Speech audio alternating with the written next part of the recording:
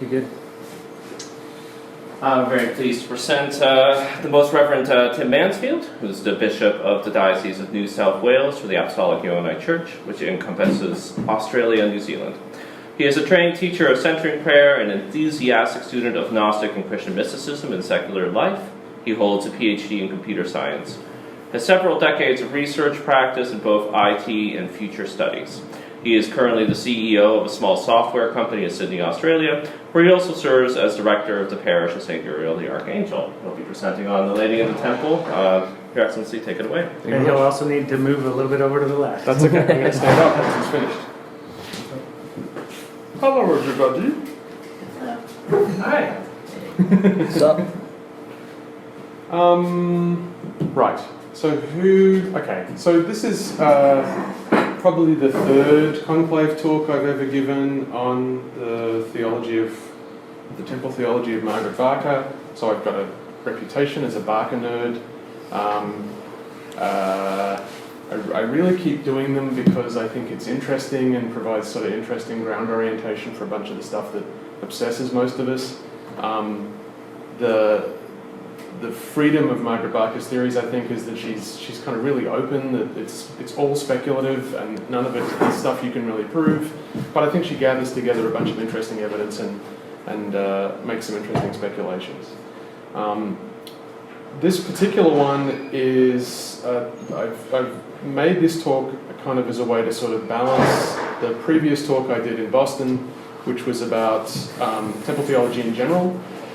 This particular one focuses in on the figure of the Great Lady, and that's obviously because of the theme of this conclave. But also I think the Christian tradition, it has a bit of a reputation as being a little gender unbalanced, and I think that's a fair call. We've managed to wind up with a triune God that we use masculine pronouns for each of the three persons, which is historically odd and really a peculiarity of a tradition that's moved between 4 or 5 different languages that uses different pieces of grammatical gender for each of the persons, and that's weird and odd. I think what's inspired me about Dr. Barker's research on this stuff is it kind of her stuff in general I feel kind of regrounds the kind of undergirding of the whole of the tradition that we're all trying to lean on and makes more sense of some of it. So that's what I'm going to try and do today. Now, because so who's never watched any of my talks about Margaret Barker before, never read any temple theology, doesn't really understand what the whole thing's about? Anybody else? Everybody else is good. Everybody else knows temple theology back to front. It's all good. Okay, great. So because I'm not sure who's done what, I'm just going to do a whirlwind trip through a very similar set of slides to the slides I presented in Boston, because even if you were there, you probably don't remember most of it, and that's fine. So I'm going to dance across it pretty lightly because there's a lot of this stuff that isn't particularly relevant to what we're talking about today. And then I'm going to go into a section I think of as an extended and very difficult book report on Dr. Barker's book, The Mother of the Lord, which is lying around somewhere. It's the yellow one. Okay, someone stole it. That's fine. It's a good book. I hope you enjoy it. It's very difficult to read, so I wish you luck. It's because it's speculative, because none of the picture that she's constructing quite exactly joins up, and she doesn't try to force it to make it exactly join up. It presents you with some difficult problems in terms of laying out a consistent logical narrative of temple theology of the Lady. So I'm not really going to attempt to do that. What I'm going to do is present you with a sequential bricolage of ideas. And hopefully by the time we've made our collective way through this sequential bricolage of ideas, I hope to paint a picture of a particular way of looking at the world. Depending on how successful I've been, we might muck around with that way of looking at the world, and I hope you'll join me in it, and maybe that might inspire some thoughts. I'm not doing a good job so far because it's taken me 4 minutes on the first slide, But I'm hoping to proceed through this reasonably quickly so that there's enough time for discussion and conversation at the end, because I'm really interested in what thoughts this stuff inspires for everybody else, because I think that's where the pleasure of this might lie. All right, so to begin with, just a quick recap of temple theology. Okay, so that's Dr. Barker. She used to be the president of the Society for Old Testament Study. She was awarded a Doctor of Divinity by the Archbishop of Canterbury. There she is with the Archbishop of Canterbury. Rowan doing his eyebrow thing that he does. So I say that all really by way of saying she's not like a fringe kook or something on the edge of things. She's sort of a reasonably well-respected scholar. And I say that really by way of saying that this is tricky material because it casts a very wide net. That for some reason that's on its own. I don't really understand why. She's written a few books. I recommend you don't read most of them. Seriously, I'll tell you which ones to read at the end. But the bulk of these books are extremely difficult, long-form academic volumes which just go for pages and pages and pages of very long paragraphs, and there's like a fire hose of evidence kind of coming at you that doesn't really get gathered up in a way that's easy to follow. They're fascinating, and you'll enjoy reading the book, and then you may well come out at the end of it like I do, kind of not really being sure quite what you just got told. But so don't read those. But I'll tell you the two that you should read at the end. Okay, so the basic temple hypothesis. The problem Dr. Barker is trying to solve is, okay, so Christianity appears to just spring fully formed out of nowhere in the first century, and that's odd. Like, that doesn't happen very often, actually. So what's up with that? Also, various things in the Old Testament seem to be somewhat in conflict, and that's odd, so what's up with that? And maybe these things join up in some way. So the basic hypothesis, and I'll quickly go through how she gets to say this, is that just prior to the exile in Babylon, so we're talking 700 BCE, there was a style of religion and a religious worldview prevalent in Israel/Judea that got profoundly altered, and the old mode of it suppressed and a new mode kind of became prevalent at about the period of the captivity into Babylon. Various things were lost in that sort of cultural transition, and one of the huge things was that there were two defined figures, not one. There's a great lady, there's a ritual of atonement, there's the idea of a Melchizedek priesthood. These are all very familiar ideas which just pop up again and again. If you've had anything to do with esoteric anything, every time you're in any esoteric anything, whether it's Rosicrucian stuff or it's Masonic stuff or Martinist stuff or Tal Malachi or anything, right? That all these things, like this is all the stuff that's kind of slightly in the background in mainstream Christianity that comes roaring to the foreground as soon as you get into anything esoteric. So you start reading Margaret and go, oh, I know that, right? And you run into all these things that you're so familiar with. And the work that she does is to try to weave these together. So her claim is that what we think of as Christian theology, mysticism, and liturgy are intimately connected to this worldview that comes from the First Temple. So we'll delve into a little bit more about how that works in a second. She draws on a whole bunch of sources, and that's what makes her book so terribly difficult to read, because trying to feel like you've got any capacity to critically evaluate what she's saying is next to impossible because of the sheer range of stuff that she draws on for evidence. Like, you might be familiar with some of the Greek and Hebrew scriptures, but if you're also across all the material from Qumran, and you're also across the Nag Hammadi, and you're also across apocryphal stuff like Genesis Rabbah and the early rabbinic writings, and et cetera, et cetera, et cetera, et cetera. Oh, and by the way, there's this archaeological stuff that got found in this dig in 1955, and also this other thing says this other stuff.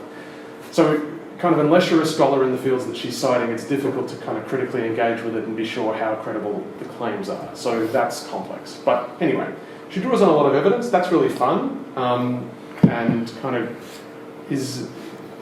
provides a bunch of ways. Sometimes when evidence is lacking in one source, there's possible ways to plug the gaps in the evidence in other sources. So it kind of weaves together this kind of compelling net.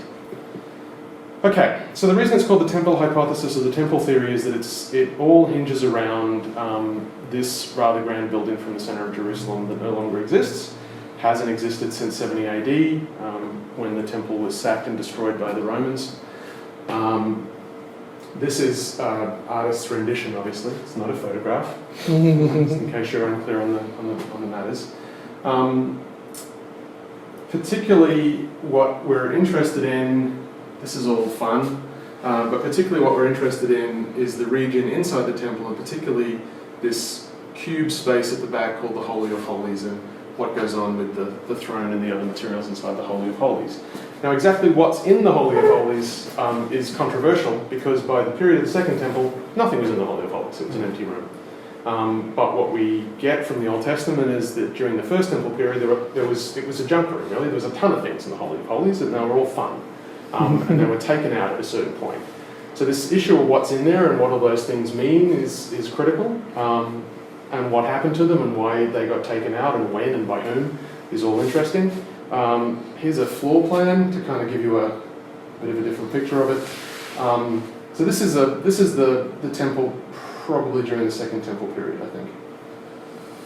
Anyway, we're not going to go into most of that. Okay, so if, like me, your grasp of history and time is a little weak, I made this timeline really to kind of get my head around stuff. So just to kind of be helpful, like I knew there was a Babylonian captivity, but I didn't really know when it was, and I didn't really have a grip on how long it went for, so I found this kind of helpful. So from somewhere back here, we're not quite sure when, somewhere back here, possibly Solomon, if Solomon existed, built a temple in Jerusalem. The temple was destroyed just after the Babylonians invaded in a couple of waves around, what are we talking, 597 BCE. I think one of those invasions, there was one of those waves of invasions, they destroyed the temple, sacked it, burned it down. I'm going to come back to this. The captivity lasted for, can somebody do maths, like 60 years, 62 years or something. The captives return. So, okay, the way that the captivity is normally talked about is the Jews were taken captive from Israel to Babylon. Now, the way invasions work and captivity functions tells us that that's not, I mean, the Jews weren't all picked up out of Israel and taken to Babylon and deposited in Babylon to be slaves. You remove the aristocracy and the priesthood and all the elite figures from the society and take them captive and go and do something with them. Who knows what? Ordinary citizens of the state stayed exactly where they were, and they got Babylonian overlords and who ran the state, because someone's got to keep farming and doing whatever it is you do to provide economic activity. There's very little point in invading a country if you're going to cease its economic activity, because the whole point is to derive benefit from it. So that's what you do. At some point, Cyrus the Great in the Persian Empire invades Babylon and takes it over, and part of the reason he's called Cyrus the Great is that the first thing he did after they took over Babylon was freed all the captives from subject peoples, and the aristocracy returned to Israel. So somewhere early on during the Persian rule of the region, the reconstruction of the temple began. And that Second Temple is the temple that up here Jesus is teaching in and whipping bankers in and etc. Right? And predicting to be destroyed. And then that Second Temple is finally destroyed in 70 CE with the Romans. Okay, so just before the captivity occurs, there's a particular king called Josiah, and he's recorded as a great reformer in the Book of Kings, I think. And he's a great reformer because he returns the people of Israel to their original faith, the faith of Moses. The whole book is composed up until that point to explain to you this faith of Moses that is the true faith of the people of Israel, so as to bring you to this point where Josiah bans the worship of foreign gods from the people of Israel and restores them to the faith of Moses. And what he knows, the reason that he knows it's the faith of Moses is that one of the priests finds a book in a cupboard when they're tidying up in the temple. It's not a direct quote, but it's essentially what the book says. It says, "Hey boss, I found this book. It tells us what the faith is meant to be." And I go, "Oh my goodness." Was it a mystical bookstall by any chance? So they set about reforming. They set about reforming the religion, right? So he does a bunch of things. I'll go into a lot of details in a sec, but it's an interesting period because clearly a lot of things get changed during the period of Josiah's reforms. Some sus things happen during Josiah's reforms. Like, you're inclined to go, oh yeah, cool, right? So there was a religion and people fell away from it. This is the whole story of the people of Israel, right? Like, they're constantly getting told what they're supposed to do, and they're constantly not doing it. And then someone shows up with a stick with a snake on it or something and tells them what to do, and they have to do it, and golden calves are burnt and so on. It just goes on and on and on. So you're kind of inclined to believe it by this point. There's a few sus things about Josiah's reforms. So there's various places where God is worshipped outside of the Jerusalem temple. Now Jerusalem is the seat of the royalty, right? So Josiah's actual administrative seat is in Jerusalem. So the first thing they do is tidy up the temple, and then the second thing they do is they close down all the other worship places throughout the entire nation, which is a bit sus. Like, if you think God should be worshipped, then why in only one place under the direct administrative control of the current government? So perhaps something is going on here other than simply returning the people of Israel to the faith of their fathers. Perhaps there's some political concerns going on about the control of the religion by the government and the royal family. It might be suggested. However, like I said, as we all know, the whole story of the people of Israel is that they're constantly getting it wrong and need constant correction by stern patriarchal figures who tell them what they're meant to do. And this all makes perfect sense. But I think at this point it's useful to just revisit our timeline in terms of the suggested dates of when the books of the Bible were composed. Now, I didn't have my head around this until I started trying to make this timeline, but it's worth pointing out that so as we all know, the story of the people begins in Genesis 1.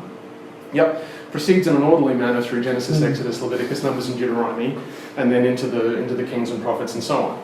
Now, the trouble with that as a narrative is that actually the final form of Genesis isn't really composed until after the captives return from Babylon, which is slightly suspiciously after Josiah's reforms. Now, it might be that fragments of Genesis date from way before that, but the form in which we have it, and we know that they've gone through a lot of merging of texts and redaction and retelling of things and careful re-editing of stuff to make certain points, those final forms all happened around here, somewhere in there. So that should raise an eyebrow, right? Okay, so to engage with the temple hypothesis, you've got to play along with the idea that perhaps the story that we're getting told is a story that's made around about in here somewhere as a, what was the term you used the other day? Sacred mythology or something? Yeah, you. I don't remember. Okay, something like that. Like a national myth, but also a myth about the religion. Like a narrative story. A sacred history. A sacred history, yeah. That tells the story of the way things came to be the way they are. Which isn't necessarily anything to do with what might have been reported in newspapers at the time had they had newspapers. It's a distinct thing. So it serves a polemical purpose to encourage people to think about their religion in a certain way. So that's all cool. What we're talking about in this history is what gets done to Hebrew religion at the level of the cultural elite, the royal family, the aristocracy, the temple priesthood, kind of agree or get exiled or killed to a certain change in this period, go away during this period during which reformulation happens in Babylon, return with a different version of, well, possibly from their point of view, the real faith of the people of Israel, right? They return to the temple and begin rebuilding it with this real faith of the people of Israel. The trouble is, the common people have been in Israel the entire time doing what they were doing back here. They are continuing to do what they were doing all this entire time. And this new thing to them is a completely new, weird, alien, foreign thing that makes no sense to them at all. And they're a bit resistant about it. The other fun thing with the people of Israel is that they're not just in Israel, right? So the people of Israel are in Arabia, and they're in Persia, and they're in Egypt, and there's Hebrews everywhere, right? So you don't get to exercise total control over what people feel and think and believe just by controlling what happens in the city of Jerusalem. And you can't do it everywhere else. So these memories persist in other places. So just to kind of take a sidestep from Dr. Barker for a second, the thing that's fun about this for Gnostics is that so much of what we think of as Gnosticism comes from either Persia or Egypt, right? So many of these texts that we use are from Alexandria. So if there's a place that you're going to find memories of this earlier faith, the place you would find them is in these peripheral regions of the faith, right? Coming back into the center. So that's fun. All right. So what is this earlier faith? So it's hard to tell. Dr. Barker spends a lot of time and many liters of ink trying to kind of reconstruct something that seems to make some kind of sense. And here's some themes. So one of the important things, what we generally hold about the religion of Moses, the precursor, to the soil in which the roots of Christianity are grounded, is that we all know that it's a story of law, written down law, handed to Moses, that lays out a set of written statutes that are very clear rules about how one is to behave, right? And perhaps we believe that when Jesus comes, he either overturns or ameliorates or transcends those laws to create a new testament, a new covenant in which things can be done in a different way. But what we all know about Hebrew religion is it's based in these very clear written down rules of behaviour, right? We know that because Genesis tells us that. Okay, but what if that's not true? So the picture that Dr. Barker paints for us is that the version of Hebrew religion that pertained prior to the Second Temple was a religion mostly about mysticism, mostly about direct visionary encounters with transcendent realities in the temple, mostly voiced orally through the voices of prophets, mostly understood by people in informal ways through ritual, through hearing prophets, through attending temple and their own personal direct experiences of encounter with the divine. A messy, fragmentary, visionary, largely visual and oral religion, not a religion characterised by written down statutes and clear laws, right? A messy, tricky religion, a religion not very well put together for handling a large number of people in an urban environment living under a kind of hierarchical aristocratic system. Too messy for an urban thing. So perhaps there's really legitimate reasons for kind of neatening the whole thing up and making it something that could actually structure a city. Fair enough, perfectly reasonable. Let's not judge people when we weren't there to make our own choices. However, let's reconstruct what it might have been. So, in Dr. Barker's way of seeing it, what the temple provided as you move from the outer court to the inner court to the Holy of Holies is a microcosm of the whole of creation. Day one, in the terms of Genesis, in the beginning God created the heavens and the earth was without form and void, and darkness was upon the face of the deep. And God said, "Let there be light," and there was light. And God saw that the light was good, and there was evening and there was morning. Day one. Okay, everything is in unity. So the Holy of Holies is the place of unity. That's before time. Nothing has happened yet. It is day one. It's filled with light. It's the unity beyond time and matter. It's the world of angels and the kingdom of God.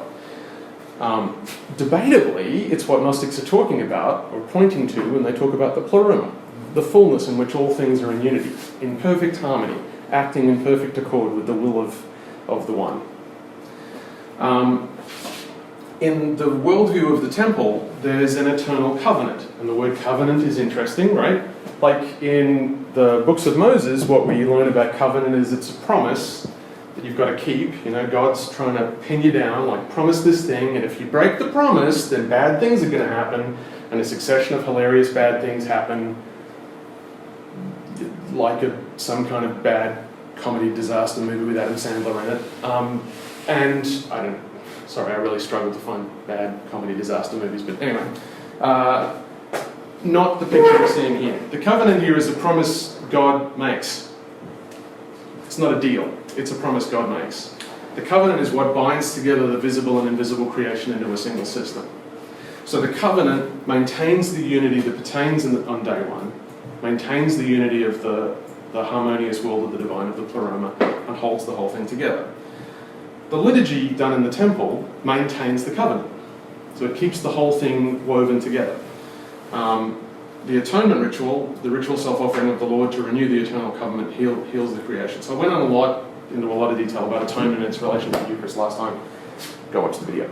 I'm not going to do it this time because we're focusing on something different. I'm not going to talk about most of that, or that, well, maybe briefly. There's a key thing. Well, again, what we all know from the Old Testament is that the Lord our God is one, right? Except that, what if that's not true? So Dr. Barker spends quite a lot of time peeling apart, because if you do a close read of the Old Testament, there's various points where the name Yahweh is used, Yod-Heh-Vav-Heh, and there's various points where God is referred to as El Elyon, the Most High, the Ancient of Days. The Ancient of Days is the traditional translation. You could just as easily translate the Hebrew to read the antecedent of time, which I think is a nicer way of putting it. There are various points where those two names are joined together explicitly. There's one point where God is called Yahweh El, to kind of explicitly tie them together, and God makes various self-statements in the books of Moses to say, well, there's only me. The Secret Book of John spends a certain amount of time saying, well, that's silly. And Dr. Barker is also saying that if you peel those two names apart and actually look at the different places in which they're used, if you consider that those are two distinct persons, then what are those two persons? So Yahweh, the national God of Israel, is the son of God Most High in the First Temple view. So when people say Jesus is the Lord, they're saying Jesus is Adonai, is Yahweh, is the son of God Most High. But all the angels are sons of God Most High. That's completely normal. Blah, blah, blah, blah, blah. Right. The rest of it I'll talk about more in another talk. This one, I just can't navigate my slides.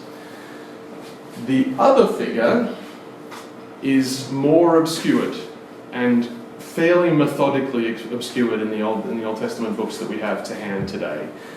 It's kind of the third of the three divine figures is the Mother. The Queen of Heaven, also known as Wisdom, also known as the Virgin Mother.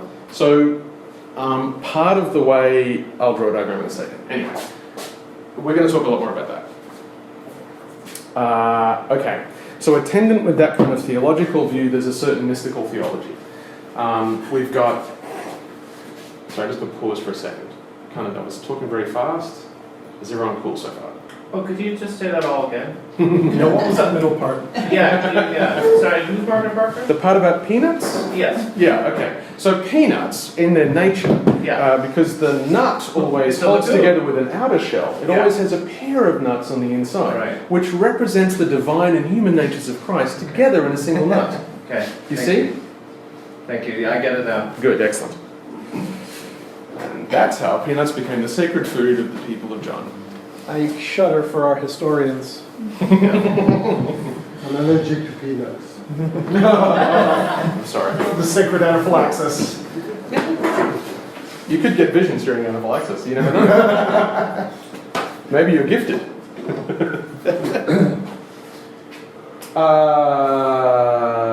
I'm not going to go into a lot of detail on it because there's a lot of detail on that. But instead, here's a picture. Okay. So here's a picture of kind of some salient parts of the worldview of the First Temple. So El Elyon, the Most High, the Ancient of Days, is the Father. There's the Mother, the Queen of Heaven, also known as Wisdom. She is the consort of El Elyon. And the Lord, Yod-Heh-Vav-Heh, is the Son of the Most High by the Mother, right? And then the angel host are the angels that enact the will of the divine three in the world, or kind of also are the divine three in the world. And here's the fun part. So in the First Temple period, in the Second Temple period, the high priest and the king are by law two separate people. They can never be the same. In the First Temple period, the king is the high priest, and the high priest is the king. So it's a royal high priest. So the royal high priest is Yod-Heh-Vav-Heh in human form. We say incarnated very often, right? But that's kind of an unnecessarily Greek way of looking at Hebrew mystical theology is generally just blurrier. Like he just is, right? So in the atonement ritual, let's not go into all the details, but in the atonement ritual, there's a goat, and the goat is baptized as the Lord by the high priest, who is the Lord. And then the goat is slaughtered, and the blood of the goat collected. So the Lord is slaughtering the Lord, and taking the Lord's blood into the Holy of Holies where the Lord lives, and sprinkling the blood of the Lord around the Holy of Holies. So the Lord kills himself in order to give his blood for the... Because it's all the same thing. Let's not get too... Sorry? I was going to say the Mass. It may have some relationship to the Mass. I'm pretty sure I covered that last time, so I'm not gonna dance too much around it. But yeah, similar. Yeah, okay. You got to get out of that Greek way of thinking. Like, You got to get out of the Greek way of thinking. Yeah. Yeah. Which we're all like, because we're living in English and we're learning a tradition that was brought to us in Latin, and the Latin tradition came from the Greek, and then poor Greek thinkers, Greek is a language that likes, real clarity and precise precision around words and choosing the right term for absolutely everything. Hebrew is a language where you just, like, the root word is the consonants, and then you plug different vowels in between the consonants, and it means a whole pile of different things, which are all kind of the original thing and sort of all kind of each other in a kind of a vague kind of, let's not get too fussy about meaning kind of a way, right? No tenses, and of course, Yahweh is I was, I am, I shall be. And when you think about what you're talking about here, he's the goat, he's the priest, he's the room, he lives there, I was, I am, I shall be. You're getting into almost kind of a dream logic, barriers breaking down way of looking at the world. Right. So by the time you take that and you inflect that through Greek and it shows up in Western esotericism, you're then talking about, those hilarious correspondence tables with like, well, that flower is this, it becomes this massive grid of things. Yeah. But that's the kind of Hellenification of Hebrew thought, really. Or Semitic thought in general. I mean, the thing I'm saying about the way Hebrew works, all Semitic languages work the same way. So there's a kind of a common fluidity of meaning, if I might. Just one real quick technical question. This locution El Elyon, how many times does that occur in the Hebrew Bible, roughly? Do you just, okay. More than 3. More than 3, that's the answer I needed. But less than 20. Okay, good enough. And Yahweh appears more often than that, or no? Yahweh appears more often. Than El Elyon? Yes, absolutely. Yeah, for sure. Yeah. Also, El Shaddai can be translated as the many-breasted one. Oh, wait, sorry. It's a whole sequence of slides. Okay, sorry. Okay, so hang on. So Jesus as the great high priest, priest forever after the order of Melchizedek, is therefore the Lord, right? So when Paul says Jesus is Lord, we confess that Jesus is Lord, that's what he's saying, right? So this isn't, the point of this First Temple view isn't that it pertained in 700 BCE and then died. It's that it pertained in 700 BCE, was retained in the margins and underground amongst the Hebrew peoples, and kind of comes back to the service in various ways, right? Temple thinking permeates the Qumran material, it permeates the Book of Enoch, it permeates most Gnostic texts, it permeates the whole Christian way of thinking. It informs the whole way that Orthodox and Catholic art and liturgy and culture all happen, and we'll touch on some of this stuff as we go, right? So it's not lost, it's just backgrounded. And it's backgrounded because of the stuff that was happening in Jerusalem at the time. Okay, so really the point though that I want to get to is that just as Jesus is the Lord, Mary is the mother. So she is the God bearer, right? Not just the Christ bearer, because she is the consort, because as the mother she is the consort of God Most High, and she is the bearer of the Lord, of Yod-Heh-Vav-Heh. Now that's really hard to work out if all you've got is the canonical Old Testament to kind of go from, right? But those early Christians weren't just working from the canonical Old Testament. They were working from an oral tradition that's from this First Temple view of things. And to them it was absolutely clear that Mary is the Virgin Mother of the Lord. So just as the mother of the royal high priest in the First Temple period was the lady, so Mary is the lady. So there's all these things that we say in tradition about Mary that are actually statements about the mother. Just as there are all these things that we say about Jesus that are actually statements about the Lord. There's tons of self-statements Jesus makes. He says, I am this, or I am that, and I am the way, the truth, and the life, right? Does he mean Jesus is the way, and the truth, and the life? As Johannites, it is incumbent upon it, by way of our faith and our commitment to a high Christology, that that's not what he's saying. It is the Lord speaking, as Jesus, saying, I am the way, the truth, and the life, right? We are not cursed Arians of some kind who hold to some kind of Jesus-olatry. All right. The point of all this, actually that doesn't matter. So therefore I'm going to skip over the next slide. I'm really sorry because I'm taking an old presentation and I'm kind of jumping over the bits you're not going to need. What do we know from the book that Josiah did. We know that as part of those reforms in the temple, he burned articles made for Baal and Asherah and all the starry hosts, the host of heaven. We know that he burned the Asherah poles. We know that he desecrated the high places and all the other altars except the temple in Jerusalem. We know that he got rid of all the mediums and the household gods. That's interesting, and we'll come back to it. We know that he removed the chariot of the sun, the true menorah, and the anointing oil from the temple. Now, all of this weaves together. All these things that Josiah did were fundamentally about removing the lady from the life of the people of Israel. The public religion of the Hebrew people had the lady removed by the composition of all these actions with a single intent, and that's to take the lady out of the picture. Let's see why. So let's just review the things that he removed. And these are all going to prove interesting. So the menorah, which if you're right, in Jewish tradition, a menorah is a candlestick. It's got 7 branches, right, with candles in it. You light it on Sabbath. It's figures in the Passover ritual. So presumably the menorah in the temple was a similar thing. It was a branch candlestick. Dr. Barker kind of says, and kind of a symbol for a tree, right? Like it sort of works like a tree. Asherah poles are kind of trees. The Asherah poles, it often doesn't say Asherah pole, it just says Asherah. We're not really sure if the pole's like added on to kind of disambiguate it. What does that actually mean? The word Asherah is interesting because it happens to be the name of a Canaanite goddess. So what's up with that? Removes the host of heaven, so some depiction of the angel host. Removes the anointing oil, which is important because you can't make a high priest without anointing oil.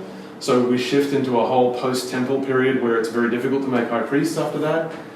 The manna, which I won't dwell on, the ark, which we know about, the fire, the spirit, and the horses for the sun. So there was a pair of horses at the gate that withdrew the chariot of the sun. There was a lot going on in the Holy of Holies before these reforms, right?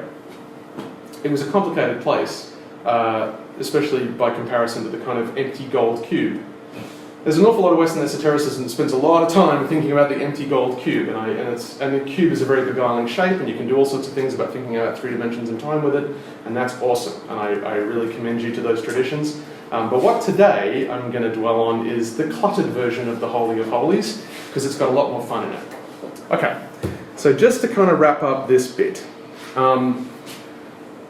what we're talking about is that at this very pivotal moment around 640 AD and for a few decades afterwards, what had been the Hebrew tradition essentially splits into 2 parallel versions of what had happened before.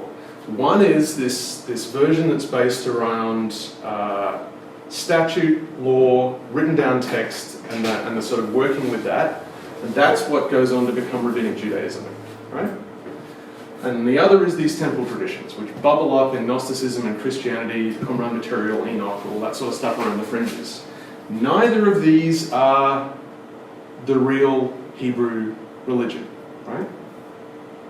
Both of these are leftover fragments of what had been in the temple prior to the Babylonian invasion and the desecration of the temple.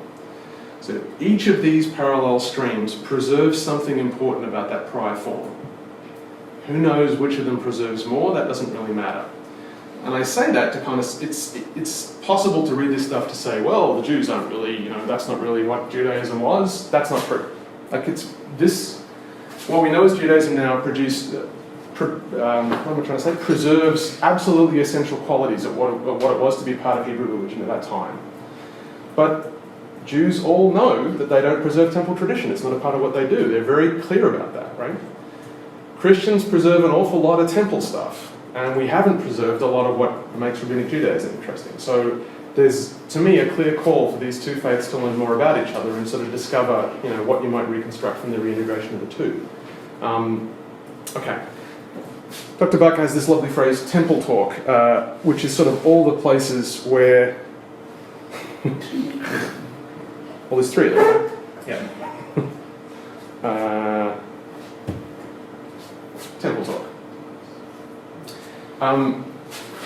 We'll come back to that.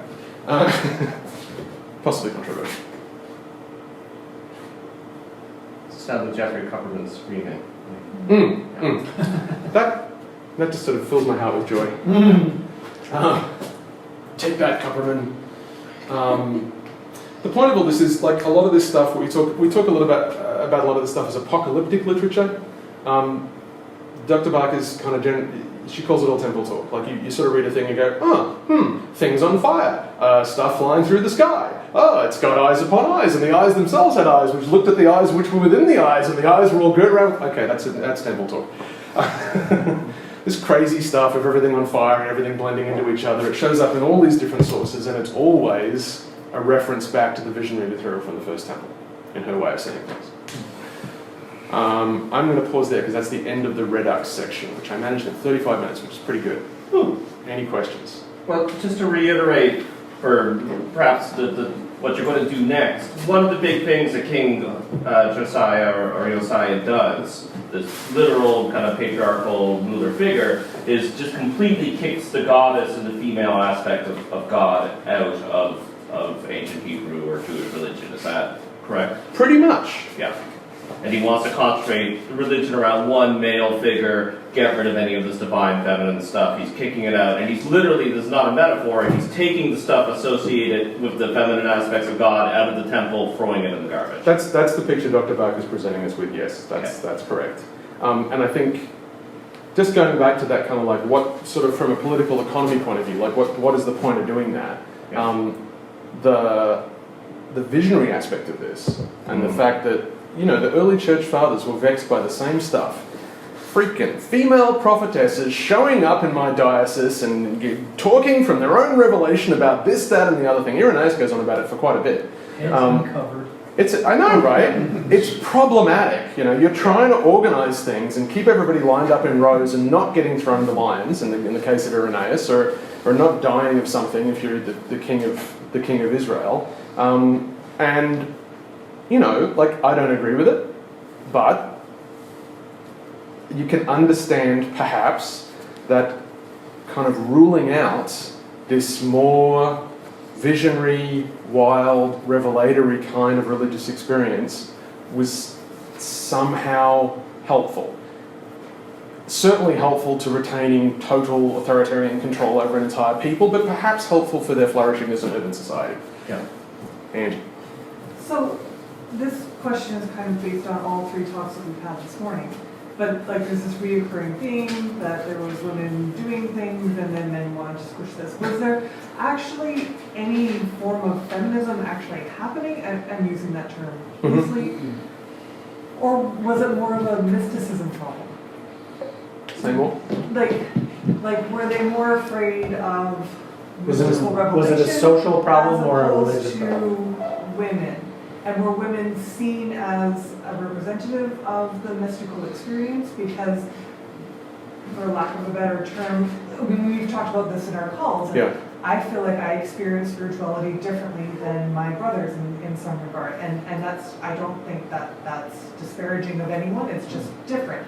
So, was the mysticism the problem, or were the women the problem, or was it all? It's hard to tell, and I'd be hesitant to say much about the Josiah period because we know very little about what that society was like. I think it's just kind of a recurring theme through this whole morning. Totally, but I think it's fair to say in first century society, when you're talking about people living within the Roman Empire, or even people living within the Hellenic Empire, there was a very definite social order. Women were not at the top of that social order. That is incredibly well documented. The quote that David used before about the neither male nor female, nor slave nor free, and I'm getting it all in the wrong order, but you know what I mean. That is radical stuff, right? Because for Romans, what holds society together is that there's a precedence and a hierarchy, and everyone knows their place, and there's a place for everyone. And as long as you all just kind of sit down and keep your head down and follow the emperor and obey the imperial cult, everything's going to be cool. And then this weird religion shows up where people can, like noble women are sitting next to slaves and having dinner, and then women are preaching in church with their heads uncovered, and it's like Nazis riding dinosaurs. It's crazy, right? So it's a threat. So I think there is a mystical component of it, and that's difficult, right? But I think it's also, you're dealing with people who are Roman citizens and Roman men who expect to have a certain authority in society, and more broadly, part of what made Christians problematic was this complete overturning of the social order. You know, if slaves can sit next to free people at the same table, what happens then? You know, and Rome certainly had its fair share of slave uprisings, right? You do have to keep an eye on that kind of stuff, otherwise bad things happen. You can certainly trace a history in early Christianity. The first 300 years, one of the big discussions being had is what do we do with all these women? Yeah. It's everywhere. I have that problem too. Yeah, So I'd hope that's okay. I'd hope that we live in a time where our social order doesn't necessarily rely on that being the case. So I'd hope this is a good time to be talking about this and maybe rethinking where we came from, so we could come up with a way of regrounding what we're doing in a different soil, so that it's possible to think about growing the tree in a different way. And I'm using that image deliberately. Did you have something?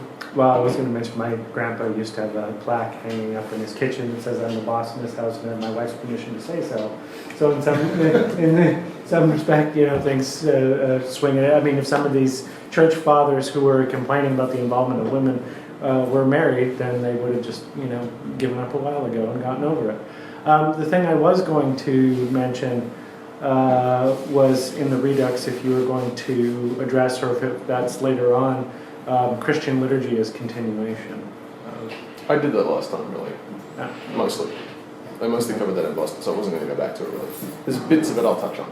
Okay. But we can cover some more in hypothetically, should there be time for questions, we can cover some more. I think the essential thing is that I think Barker sees Christian liturgy as continuing on temple traditions in a nutshell. She does. Obviously, it's very different from temple traditions. We don't spend a lot of time sacrificing goats and sprinkling their blood around, so it's metaphorical. You rather don't. than direct. I mean, it's kind of disappointing because looking at the diagram, I mean, you've got the hot tub, you've got the barbecue for Solomon's temple. It looks like a, you know. Barbecue, see we go. Right at home in Alberta. Yeah, right?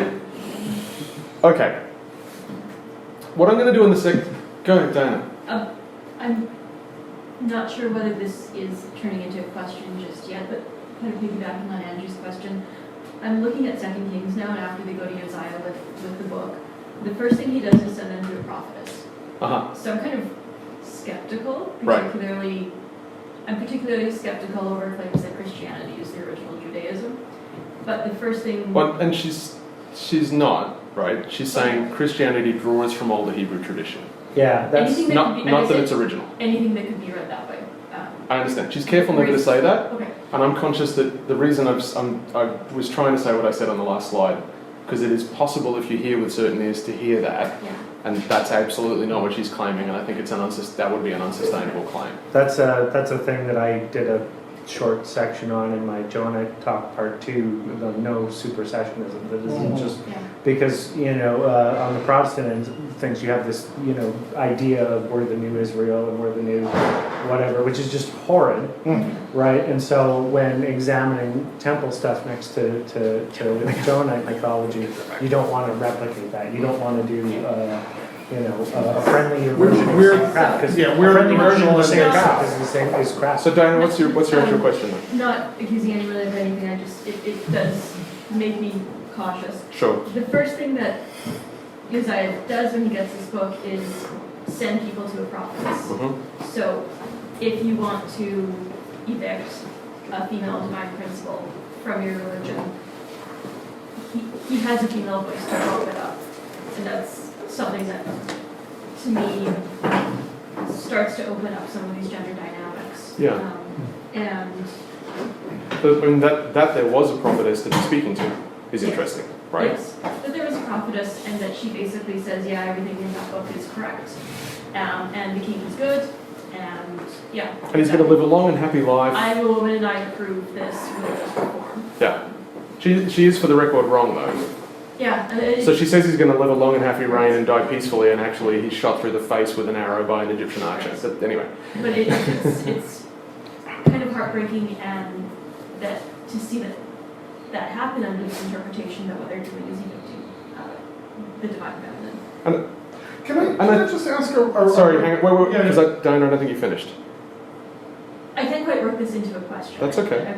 It's just something that I noticed, and something that maybe starts to support some of these interpretations. in terms of whether it's mysticism or gender, that they have a problem with.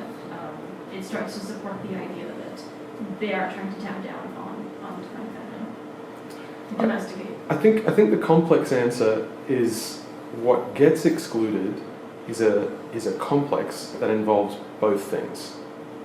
So it's not exactly mysticism on its own, and it's not exactly femininity on its own, and it's not exactly mystical femininity, but it's a whole aspect that's tied up in the origins of the religion in which both of those things are enmeshed.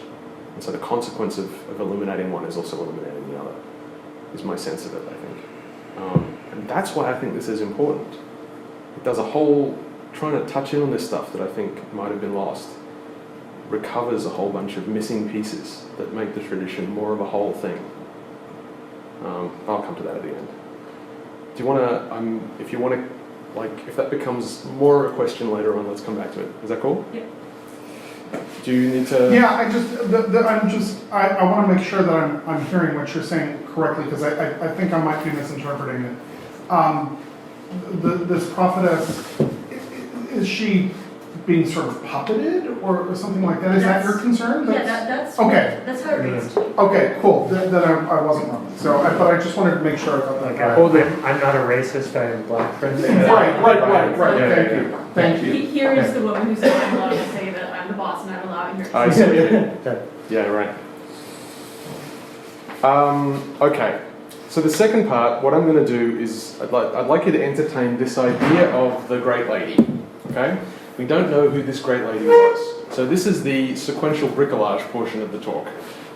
What I'm going to do is touch on various symbols Dr. Barker pulls up. She pulls up others that I think are a little more tenuous than the ones I'm going to light on, and we'll just see where this goes. That first section took way too long. I'm really sorry about this. This is the whole point of the talk, and I don't have enough time. Okay, so for first off, when we talk about wisdom, anywhere, it's the lady. Okay, so wisdom does various things. She transforms humans into angels. It is by encountering wisdom that we become angels. So the priests in the first temple were angels. There's a lot of stuff in temple talk literature where they talk about angels. And when you read it closely, what they're talking about is priests acting within the temple, or the high priest acting in the Holy of Holies. All these priests are angels in that sense. And remember, in this kind of blurry Hebrew way of looking at the world, because they've taken on that role in the Holy of Holies, they're therefore angels. Like an in persona angel. Exactly. Yeah. Wisdom joins together all things. So she kind of is the covenant that binds together the visible and the invisible world. She brings about this change of mind, this metanoia that John talks so much about. So by transforming human beings, by anointing the royal high priest, the high priest now sees with anointed eyes and hears with anointed ears. So the high priest's way of looking at the world is transformed by wisdom into this new way of looking at the world. We know from Proverbs 8 that she was with the Creator at the creation. This word in Greek, Ed. What? You want to try? I can try to look it up. It's in Roman. Harmozusa, I guess. Harmozusa. She who joins together, or is the joining together of. So it's got a kind of a craftsperson kind of a vibe, but also a kind of a weaving or joining together of things. Proverbs 8. The Lord brought me forth as the first of his works. Before his deeds of old, I was formed long ages ago at the very beginning, when the world came to be, when there were no watery depths, I was given birth, and when there were no springs overflowing with water. So this is pretty much, I don't know if that's exactly the same verse you were reading from, but it's, yeah, okay. So we've heard this already once today. And the completely separate, totally unrelated text, the Apocryphon of John, that Father Tony was teaching from. And the Father's thought performed a deed, and she came forth, namely she who had appeared before him in the shine of his light. This is the first power, which was before all of them, which came forth from his mind. She is the forethought of the all. Her light shines like his light, the perfect power, which is the image of the invisible, virginal spirit who is perfect. The first power, the glory of Babylon, the perfect glory of the aeons, the glory of the revelation. She glorified the virginal spirit, and it was she who praised him, etc. That's the same figure, as the language makes very clear. That's the lady. Right? So this is all the one figure. Do you have? Yeah, I have a verb harmoser. To fit together, joiner's work, to join for oneself, to put together. The second main definition is to fit well of clothes or armor. Mm-hmm. So Harmos is a joint. Right. Yeah. Right. So the one who fits everything together. That makes everything kind of become harmonious and fit together. I quote the Barbello line just to kind of, and to connect it to Proverbs, to kind of say, she's like, we have this other figure called Sophia in the secret book of John, and so we're tempted to kind of go, well, that's wisdom. There's a complicated polemic dance going on in the secret book of John. They deliberately use the word Barbello in order to avoid using the word wisdom, I think, in the secret book of John, but that's the identity. So Barbello, in Barker's terms, is the lady, is the figure of wisdom from the First Temple religion. How does that work? And let's hear more about the stupid name, which I'll get to in a second. Yes, this is Holy Sophia, an Orthodox icon. Just a couple of things I want to point out. She has wings, she's seated on a throne, she's crowned. I'm going to come back to a few of those points. Okay, so because the lady, who is also the mother of the royal high priest, right? She is the mother of the high priest, therefore she gives birth to the high priest. Because the high priest is the Lord, she also gives birth to the Lord. So she is the agent of birth. She gives the birth from above. So there's that whole hilarious trolling session with Nicodemus. Oh, sorry, that's in Secret John. John 3, Jesus replied, "Very truly I tell you, no one can see the kingdom of God unless they are born again." How can someone be born when they're old? Nicodemus asked. Surely they kind of enter a second time into their mother's womb to be born, indicating that he has no idea what Jesus is talking about. Jesus answered, "Very truly I tell you, no one can enter the kingdom of God unless they are born of water and the Spirit. Flesh gives birth to flesh, but the Spirit gives birth to spirit. You should not be surprised at my saying you must be born again. The wind blows wherever the Spirit blows wherever it pleases. You hear its sound, but you cannot tell where it comes or where it is going. So it is with everyone born of the Spirit." "How can this be?" Nicodemus said. "You are Israel's teacher, and you do not understand these things," Jesus said. And part of the reason he's saying that in Barker's thought is because, what are you talking about? We all know this, right? Like, you've got to be born again. You have to have the vision of the Holy of Holies to become born again, to see with new eyes, to undergo metanoia. That's what are you talking about? That's crazy. You're literally an idiot. So, sitting on the throne, the part of the enthronement ceremony for the royal high priest is to be anointed, to sit on the throne, and in the moment of sitting on the throne is to be born again. So that's this idea of resurrection that's talked about so much in the New Testament isn't a New Testament idea, it's a First Temple idea. So resurrection is to come into new life, to be born again, to stand up again as the king. First he sits down. Resurrection in Greek is somebody, anastasis, which means to stand up again, really, to stand up. So first the king sits down on the throne, and then he is born again, and then he stands up, he is resurrected. Yeah. He stands up in new life. And the Sapiens also call themselves the standing ones. Simon Magus is he who stands, the standing one. Right. Yeah. So there's resonances all over the place. So the lady is the mother of the royal high priest, hence she is the agent of resurrection. She is this is interesting, Psalm 2:7, I think, in the way it's normally translated, "I will proclaim the Lord's decree. He said to me, 'You are my son, today I have become your father,'" which is torturing the Hebrew fairly poorly. A more legitimate translation would be, "You are my son, today I have begotten you," which is a tricky thing, I think you'll agree, for fathers in general to do, right? So Barker's argument is, well, that's the lady speaking.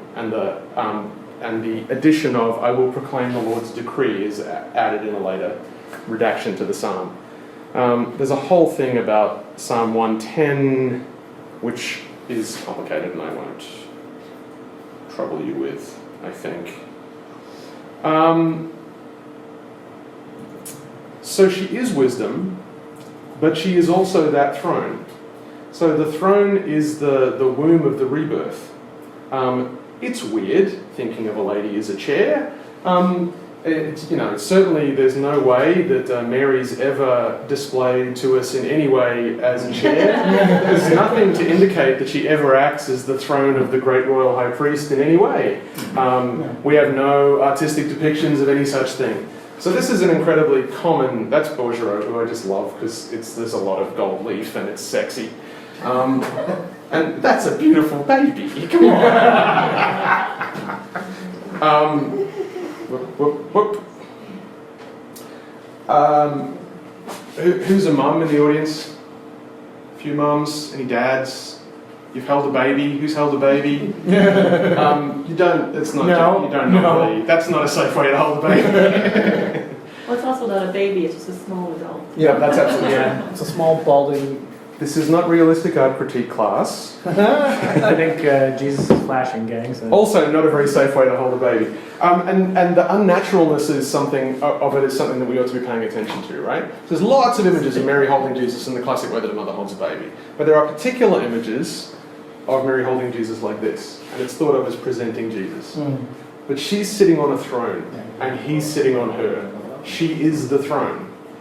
So the throne is interesting. This is the second of our symbols. So we start off with the great lady as wisdom, and the various properties that wisdom brings to the picture, and then we come to the throne. Okay, so as we've said, sitting on the throne in the Holy of Holies is the resurrection. It gives the vision of unity. The throne is a womb because it provides birth from above. So what else do we know about this throne? So the throne, obviously, if you've read any of the Merkaba texts, or you're familiar with any of that kind of stuff, the throne is an immediately interesting thing. Amongst the various things taken from the Holy of Holies, the throne is a fascinating object. I like to say that you're not really engaging with temple talk unless you've had an extended quote from Ezekiel. Okay. So then I looked, and behold, in the firmament that was above the head of the cherubim, there appeared over them, as it were a sapphire stone, as the appearance of the likeness of a throne. And when I looked, behold, the four wheels by the cherubim, one wheel by one cherubim, another wheel by another cherubim. The appearance of the wheels was as the colour of a beryl stone.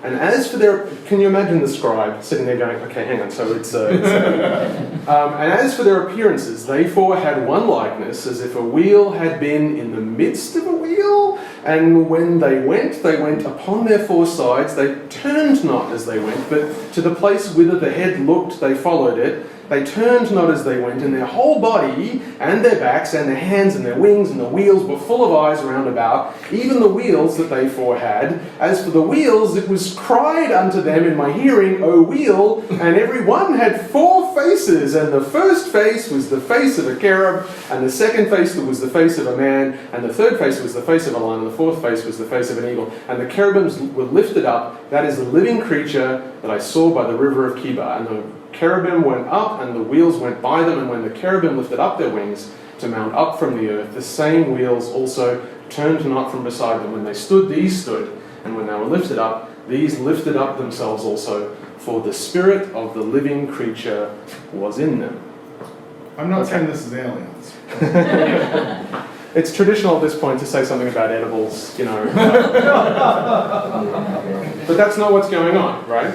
So it's easy to kind of, Ezekiel must have eaten some shrooms. Maybe Ezekiel ate some shrooms, I have no idea. But this is a vision of what goes on in the temple. What Ezekiel's trying to describe is a visionary experience of, so it's of the throne, but it's also of the living one.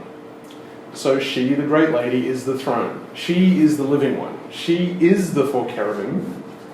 So they had one likeness. I'm going to go into appearance and likeness in a second because it's two kind of terms of art, I think, in Hebrew. Appearance, I think, is demut, and likeness is, I've forgotten. We'll come back. It's a confusing description, I don't know, if you've ever experienced a mystical vision or even had a drug trip or done anything of the kind, you know that these kinds of visionary experiences are often, if you've even tried to describe that dream you had last night to your partner when you woke up, and then there was a big top and it was full of caterpillars, and the caterpillars had like 5 faces, but the 5 faces were all dogs, and then, describing visionary experiences to someone who didn't view them is incredibly difficult, and Ezekiel's really trying his best, and I think he deserves our thanks for giving it a good go. But, so what gets this goes on for quite a long time. But what gets clear in the course of this is that he is talking about 4 distinct entities. But the 4 distinct entities are these 4 cherubim. They're all part of the one thing, and the one thing moves around by way of the 4 things, but the spirit of the living creature was in them. So this is the living creature, this whole thing, the living one, if you prefer to say. Life itself. So this is the lady. She is these 4 cherubim. She is the throne that moves around kind of its own accord. So she's fourfold. She's not just a single entity, she is fourfold. One is tempted to recall the 4 luminaries from the secret book of John, and one's also tempted to recall the name of the lady in the secret book of John, which is Barbelo? Barbelo. Okay, fun word. Really difficult word to make any sense of. It's not a Coptic word, it's not a Greek word. What the hell does it mean? It's been a puzzle for quite a while. There's a kind of a side note where Barker goes, oh, well, it obviously it means Barba in Hebrew means in for, and Eloah is the feminine form of El. So Barbeloa is the fourfold goddess. She is the living one. Funny, she lost one somewhere along the way because she's the triple male in... Oh, absolutely. Yeah. Yeah, she's that too. Yeah. Okay, so some other things about the throne. What was engraved on the side of the throne and also engraved on the wall of the Holy of Holies is depictions of angels and other living things, legendarily. These sort of engraved pictures of things. So in that sense, the Holy of Holies functions as a kind of a microcosmic model of the whole world, of the whole macrocosm. So the throne itself is a depiction of the whole of life, really, is depicted in these engravings around the throne. So these engravings are interesting. There's these words, okay. So that word likeness, demut in Hebrew, it's translated as likeness in the Authorized Version, but it comes from the verb to plan and is used in that way. So it more properly you could describe it as a thought or a concept preceding an action. So that's the likeness. So when it says the 4 creatures are of one likeness, a single plan creates the 4 creatures. And each one has a different appearance, a mar'eh. It means appearance, the way something looks, and it also means it can also mean a supernatural vision. So what's happening in that text in Ezekiel is there's a distinction being made between the demut and the likeness, the demut and the mar'eh of each of the things. So this way of looking at the world might be faintly familiar to some of you, that somewhere in an invisible realm there's a kind of an invisible plan of how various things ought to be, and that kind of expresses itself in multiple apparent appearances in the physical world. Are you kind of familiar with this kind of idea? Might have read Plato once. Might have read Plato once or twice. It's a fairly familiar idea, right? Plato, or it's Jung with the collective unconscious. Exactly, yeah. But I've titled the slide "The Forms for a Subconscious Trick." I got you. So there's the word to describe the engraved images of living things in the Holy of Holies is turot, right? That doesn't matter. But the interesting thing is all the stuff that's said about wisdom is that wisdom maintains God's statutes. God establishes the statutes when he creates the world, and wisdom maintains the covenant that binds living things to the statutes. So this word, I don't know how to say that. Does anybody want to give it a go? Anybody knows any Hebrew? Hook? Yeah, I don't know why it's a W there, but hook. Yeah, is that an ayin or what is it? Yeah, I don't know. If you just make a guttural sound, I'll just do it in Klingon. Well, that just means in Arabic, so... So the word that we translate as statutes can also mean something engraved, right? So this obviously makes sense because Moses proceeded from the top of the mountain with engraved tablets. But when we find that there are engraved images of all living things in the Holy of Holies in the wisdom literature, we're tempted to think, maybe that's not what we're talking about, maybe that's what we're talking about. So what Barker suggests is that the picture we're being handed here is that this throne, which is covered in these engravings of all living things, and the Holy of Holies, which is covered in engravings of the whole world, the engravings are a physical representation of the forms of things created by God Most High in the first day. And what we see in the manifest world is the appearances of those engraved things. So to keep things within their statutes is to maintain the relationship between the fundamental engravings that determine the shape of reality and reality itself. So this places the lady in an interesting role. So her job as wisdom, as the living one, as the throne in the Holy of Holies, is to oversee and maintain this binding together of the whole of manifest creation with the fundamental engraved patterns laid down by the Creator in the first day. Her job is to hold the whole damn thing together. She binds the whole of manifest creation to the hidden forms. She's the womb. She's the womb. She's the weaver. I'm not done. When the creatures moved, the living creature moved, I heard the sound of their wings.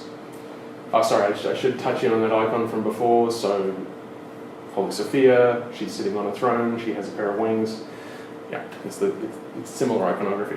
When the creatures moved, I heard the sound of their wings, like the roar of rushing waters, like the voice of the Almighty, like the tumult of an army, says Ezekiel.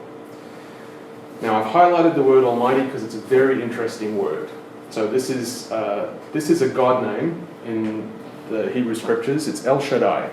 And El Shaddai is always translated as the Almighty. We have no idea what it means. El is God, right? Shaddai, who knows? There are various theories about what Shaddai means. There's some interesting things about Shaddai. So there's a kind of a quip people like to make that Shad in Hebrew means breast. So Almighty is a slightly perverse translation. Perhaps you could translate it as God with many breasts, or God the heavy-breasted, or God full of breast. But that's confusing because we all know God's a bloke with a beard, so what are all these breasts doing here? I mean, I guess we all know God's a bloke with a beard. I mean, actually, when you trace what's said about El Shaddai in Genesis, it's difficult to make sense of this, okay, so may El Shaddai bless you and make you fruitful and increase your numbers until you become a community of peoples. I am El Shaddai, be fruitful and increase in number. A nation and a community of nations will come for you, and kings will be among your descendants. Even by the God of thy father who shall help thee, and by El Shaddai, who shall bless thee with the blessings of heaven above, the blessings of the deep that lieth under, and the blessings of the breasts and of the womb. So it's explicit in Genesis 49:25. It says, God thy Father and El Shaddai together. Yeah. If you actually translated the Hebrew rather than assuming you understood better what it meant than what it says. Right. Yeah, you've got to be careful there. Yeah. So if you drop this idea that all the gods that are spoken of in the Old Testament is the one God, and you take up the possibility that the fact that a different name is being used for God indicates we're talking about a different divine figure, you take everything that's said under that name and you line it all up, the picture is reasonably unambiguous. We're talking about someone who is associated with fertility and generation, with breasts and womb. The lady. The voice of the Almighty. The voice of El Shaddai. The living one. The throne. Wisdom. So if you're getting this feeling like we're talking about something completely enormous, absolutely transcendent, and within all things, you're getting the right idea. This matters. Because if you unplug this out of the tradition, what have you lost? Pretty much. Okay, so let's go back home. The bread of the presence, which is some loaves of bread that were the shoe bread, it's also called often, S-H-E-W, not S-H-O-E, just to be clear. Although it is good for your soul. It's referred to as the most sacred of all offerings. The shoe bread is baked by the priests and it's put on a golden table in front of the Holy of Holies. And it indicates, it's called the bread of the presence because it indicates the presence of God. By now you should, the attentive members of the audience will be going, well, which God is it showing the presence of? Yes. It's called an azkara, which is translated as memorial to God, right? But that word, zikr, in the root, is the same as the Arabic term zikr, that Sufis use. It means both memory and invocation. It's got both implications in it. It's the word that quite likely is being translated as anamnesis in the New Testament, right? So it doesn't simply mean to recall, it also means to invoke or make present. So it's bread that recalls God, but it's also bread that makes present God. if you're having weird thoughts about the Eucharist right now, I forgive you, but just hold those together for a second. The bread, at least in the tradition recorded in Genesis Rabbah, which is a non-canonical text, the bread that we're talking about is the bread brought by Melchizedek to Abraham when he brings in bread and wine, and that's part of the reason why it's in the temple. Epiphanius records that there are women in Arabia who bake a little loaf of bread and then enthrone it. They drape a cloth over a chair and they enthrone the bread on the cloth and they offer it to Mary and then they all eat it, which he says is ridiculous pagan custom, but is it? So bread in the shape of a woman that's being put onto a throne. Yeah. Whoso is foolish, let him turn aside to me, and to them that want understanding, she says, come eat of my bread and drink wine which I have mingled for you. Ben Sira, which I think you quoted before. Those who eat of me will hunger for more, and those who drink of me will thirst for more. Well, it's a pity that there's a completely lost tradition and that nobody does anything of the kind anymore, really. I was just going to point out something. The last one, you had presence, panim, faces. There's a title attributed to Metatron, Sar Panim, which means Prince of Faces. Right. And by the way, Metatron is supposed to be Enoch. Exactly. The son of Enoch in Kabbalistic tradition, in the same way that Sandalphon is Elijah. Yeah, that's right. Which John and I laughed about it like. Yes. Making men into angels. Yeah. So, in the West, we use these funny, attenuated little crispy crackers that are white and small, but Orthodox tradition always uses loaves like this, which are very cool. And I think recall fairly clearly this idea of the bread of the presence. They've all got a stamp on the top with kind of some just text or interesting symbols on them. They're made with these stamps, which are, I don't know, I just think these are cool. Jesus conquering your hunger. Yeah, that's a Coptic one, which is really nice. And, like if you're going to stamp that on your bread, then I think you're making the relationship reasonably clear. So can we have that, because Jason's been bugging us about that. Yeah, it's perfectly fine. I've got one of these. Really the point of saying all that was if you're having weird thoughts about the Eucharist while I was saying all that stuff, then you totally should be, and yes, it's totally connected and absolutely right. I was going to say the Eucharist, even in traditional theology, or at least going far, at least in the West, retains the idea of not a memorial, but a remaking. Yeah. Like that present, like as I've quoted before, brings the past forward and the future backwards for the now. Yeah, exactly. Yeah. It's how we think of it, right? Yeah. It's how we think of it as long as you're within a more traditional view. The reason Dr. Barker says a lot of this stuff is she's a Methodist and she's talking to Protestants mostly. And so a lot of what she's saying is, all that stuff that the Orthodox and the Catholic do, you should probably pay more attention because it probably is actually useful. It's not just papist heresy.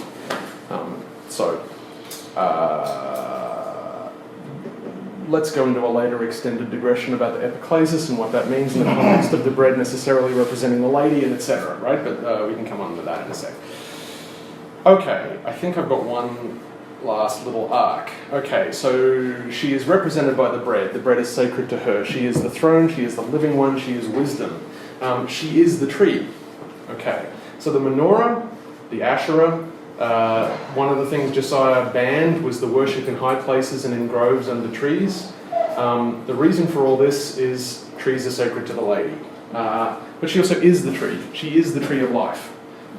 So part of the reason why the various trees in the Garden of Eden, why they're problematic, go. I was just going to say, am I just pulling this out my arse if I talk about Jesus nailed to a tree? You're not. And the kid on the throne? You're absolutely not. Okay. No, that's perfectly reasonable. Proverbs tells us, wisdom is a tree of life to all that lay hold upon her, and she is a secure help to all that stay themselves on her as on the Lord. Enoch tells us, the tree whose fragrance was beyond all fragrance, and whose leaves and blossoms and wood never wither or rot. On the origin of the world, one of the Gnostic scriptures, the colour of the tree of life is like the sun, and its branches are beautiful, its leaves like those of the cypress, and its fruit is like clusters of white grapes. its height rises up to heaven. And then there's a long piece from Ben Sira, which I won't read because it's too long. Anyway, she is the tree, and the tree is sacred to the lady. Now, the Lord is often shown iconographically enthroned in a tree. That recalls the cross, but it also recalls the throne and the lady, because he's sitting in the tree. The menorah acts as a symbol of the tree. It is traditional and arguable that the burning bush that speaks to Moses is the tree, and it's burning in the sense that it's glowing with the glory. The burning bush connects the tradition of the lady to the tradition of Moses. It's the connection point. This isn't Barker. This is all over the place. So here is a tree which is on fire with Mary sitting in it, with Jesus enthroned upon her and the tree, with Moses at the bottom going, "Holy crap, what's going on?" As one traditionally does. I think Moses here has a stone in his foot. I don't know why he's... I'm not sure. Shoes off, he's on holy ground. Oh, okay, thanks. Helpful. Oh yeah, holy ground. It says at the top. There's a helpful clue. Right there, seriously. Yeah, like there's burning trees all over the damn shop. This wasn't hard to find. You just type Mary burning bush into Google and you get an awful lot of stuff back. It's pretty good. That great, one of the infancy gospels where someone doesn't believe Mary's a virgin, and then they basically are like, "I'm going to test if you're a virgin," and then when their finger burns off. Yeah. She's the burning bush. And there's a pun that I can't make. No, don't make that pun. Yeah. Don't make that pun. We all made it in our brains. Kabbalists will be more familiar with another kind of tree of life, but since we know she's wisdom, she's also this tree, which, at least in Robert Flood's version, looks a little more like a tree, because at least it's got roots or feathers or something, because it's flying, and also eyes upon the eyes, and all the wheels rolled about, and I don't know, anyway, it's tricky. So then the anointing oil, one of the other items removed from the Holy of Holies, the oil is produced from the wood of the tree of life. Okay, so it's the oil from the tree that makes the king, makes the royal high priest, that is the oil of ordination in our tradition. The oil grants wisdom and vision. And the analogy to it is dew. So there's a line from Psalm 110. Your people will offer themselves freely on the day of your birth in the chambers of the holy ones. From the womb of the morning, like dew, I have begotten you. Which I just like because it's pretty. Okay, and then the last one, really, I think, is that she is the Queen of Heaven. This is one of the traditional titles for the lady, which, anyone who comes from a Catholic background is very familiar with. In fact, I started this whole presentation with a picture of the statue of Mary off the front of Notre Dame Basilica, which has Mary crowned with stars, right? So she's always depicted crowned with stars, standing on the moon. So Queen of Heaven means Queen of Heaven, right? She's celestial, but it also means she's the Queen of the angel host. So the angel host, which are the material of creation, it's the angel hosts that are carrying out the covenant bond between the forms and the manifest shape of existence. And the priests. Sorry? The priests. The priests, yeah, are the angel hosts. So she's the boss of the priests. Yeah. She's the boss of the priests, everybody. And in John Dee's visions and in Valentinianism, Sophia is the mother of the angels. Exactly. Yeah. It says it at Philip. Yes. I think even. Right? In Revelations, she's referred to as the woman clothed with the sun, I think. Malachi says, the Son of Righteousness shall rise with healing in her wings. So she's the Queen of Heaven. Barker presents quite a bit of evidence that legitimately you could say she is the sun. Yeah. So the reason that the horses of the chariot of the sun are removed is that the chariot of the sun is the vehicle of the lady. So this turns out to be interesting. We'll get to this in a sec. But there's a line, I can't even remember where it's from, but there's a line where the priests in the temple say, our forefathers prayed towards the sun, but as for us, we turn our backs and face towards the Lord, because they face into the Holy of Holies. So the priests walk out of the Holy of Holies into the temple, they turn their backs on the rising sun and they pray towards the Holy of Holies, right? Why do they make such a big production number of turning their backs on the rising sun? Debatably. In Jeremiah, when Jeremiah is telling off the people of Jerusalem They say, "We will burn incense to the Queen of Heaven and will pour out drink offerings to her just as we and our ancestors, our kings and our officials did in the towns of Judah and in the streets of Jerusalem. At that time we had plenty of food and were well off and suffered no harm. But from the time we stopped, I swear to you, from the time we stopped burning incense to the Queen of Heaven and pouring out drink offerings to her, we have lacked everything and have been perishing by sword and famine." Jeremiah, I think, disagrees with them, but and there's a whole piece of Revelations that I'll skip. But again, the depiction of the lady as Queen of Heaven has a robust traditional history in Christianity and debatably reaches its apogee in the vision of the Virgin of Guadalupe, but she is the sun. You can tell, because every kid knows that's how you draw a sun, right? Why am I coming back to that? Is it because she's orange? Yeah. She's orange.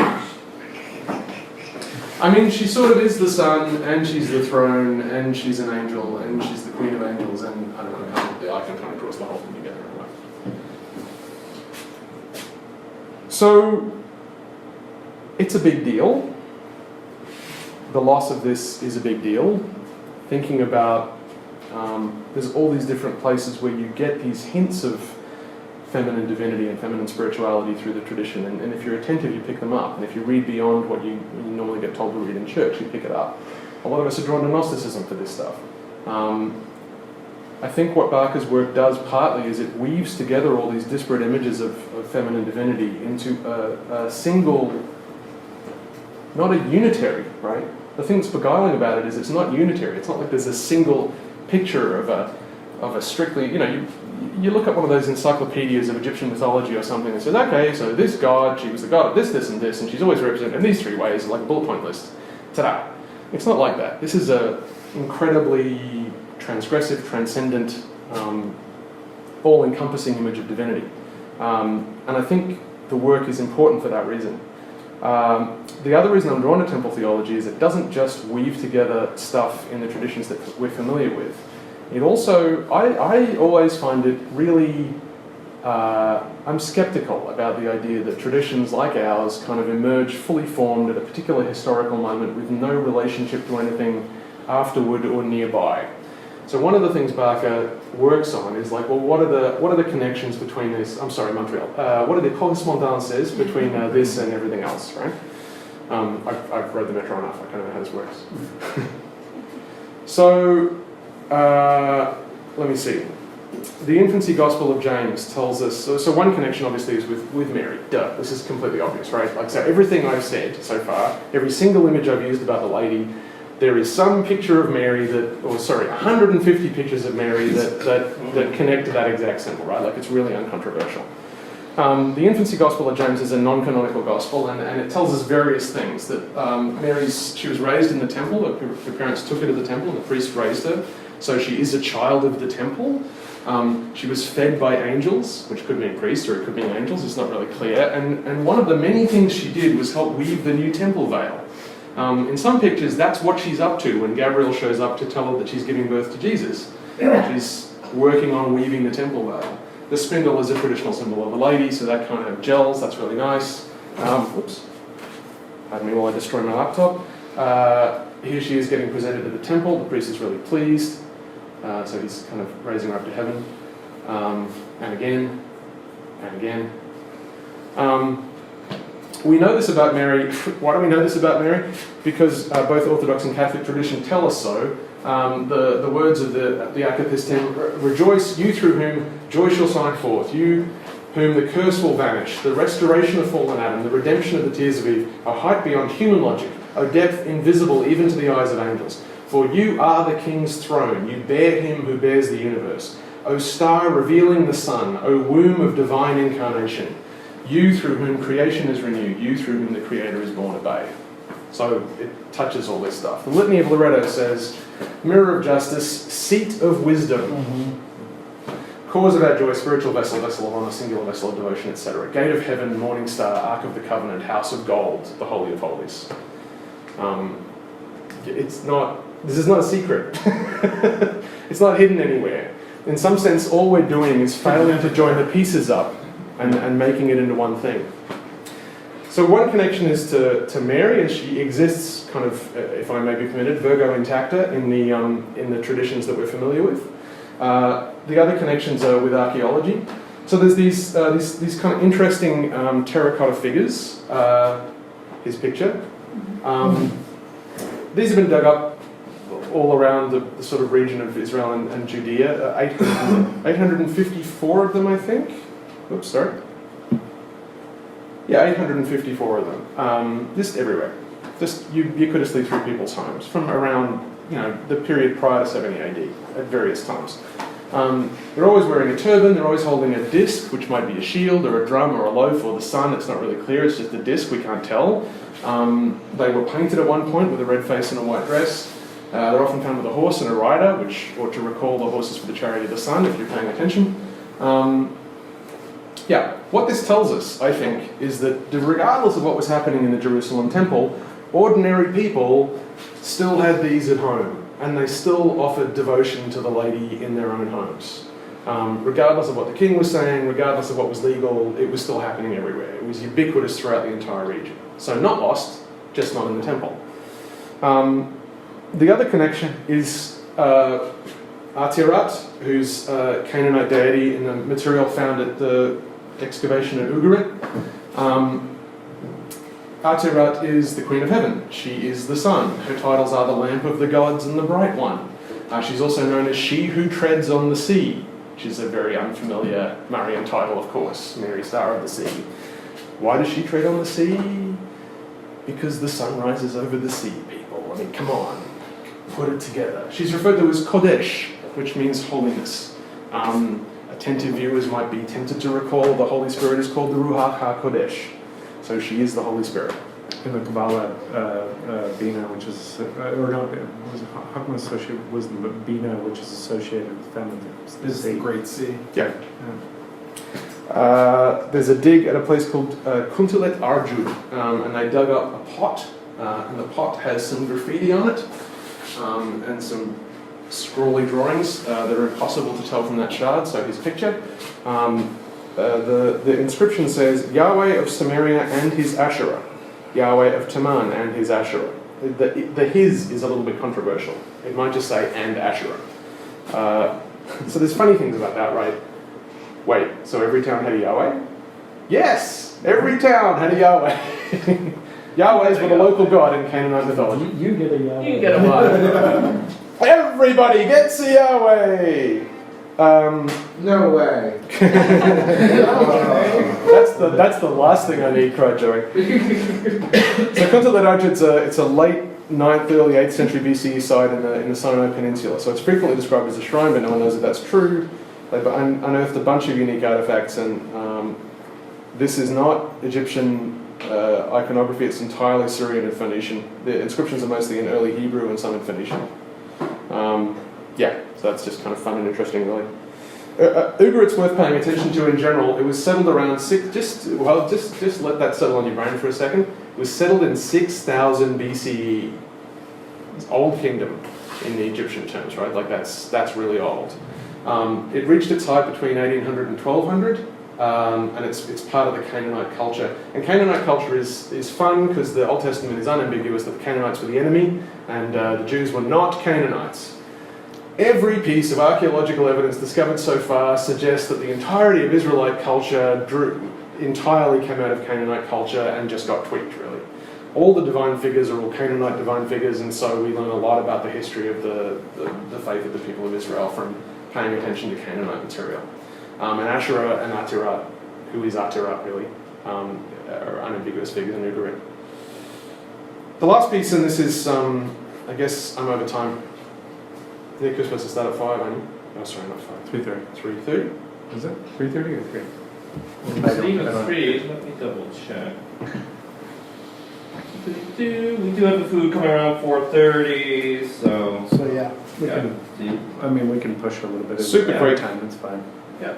I'll need time to transfer this before I can start. Hathor in Egypt, her name means the house of Horus, or my house is the sky, Hathor. She is known as the Lady of the Trees. She's the psychopomp of the dead. So she takes the souls of the dead to the Temple of Amun. She's the boundary crosser. So the Egyptians connected her with foreign lands such as Nubia and Canaan.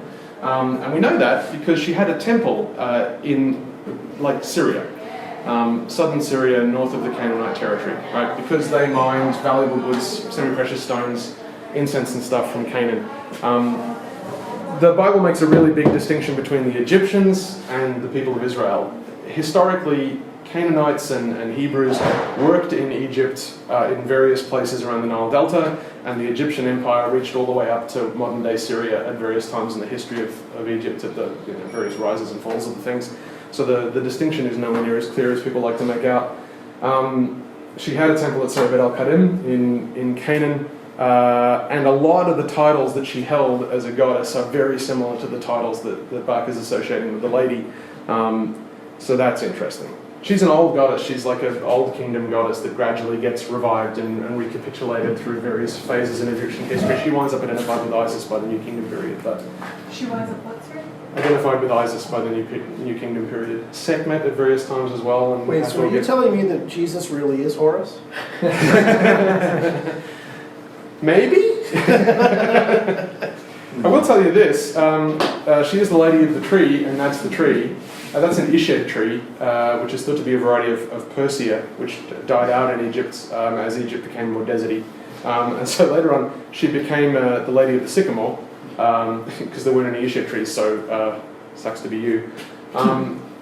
That I can't go. I haven't recorded the line, but there's that line about the fruit of the tree is like bundles of grapes, and the leaves are.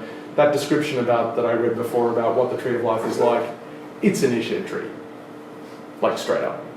So Hathor, there's some debate about whether Hathor is an Egyptian goddess who was exported outside of Egypt because of the Egyptian Empire, or whether she was a foreign goddess who was imported into Egypt because of the Egyptian Empire, and the record's not clear. Like the archaeology isn't kind of straightforward about the matter. I'm going to skip over that. Okay.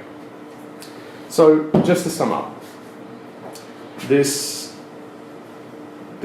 figure that we're talking about, the Great Lady, she's removed from the temple by the combination of the reforms of Josiah, scare quotes, the captivity in Babylon and the destruction of the first temple. Worship of her is destroyed outside the temple by King Josiah, because they destroy the groves and the high places, and they destroy all the other places of worship. Barker goes into extraordinary detail to point out how she's been obscured in the text by scribal correction. There's the number of places where small tweaks on words change it from being either something positive said about a feminine figure to something negative said about a feminine figure, or something said about a feminine figure to something said about something else. So lots of small changes that are plausible. The only place she's retained is in Hebrew practice outside of Israel, in Arabia, Alexandria, Persia, and in private household devotion, as we saw in those figures. So it's sort of, she's pushed from the center of the faith to the fringes of the faith, and she kind of, we can kind of see in the way that she shows up as Sophia, as wisdom, in Marian devotion and devotion to the Theotokos in Catholic and Orthodox tradition. She's kind of everywhere, but in this kind of disconnected, kind of partial, kind of marginal kind of a way.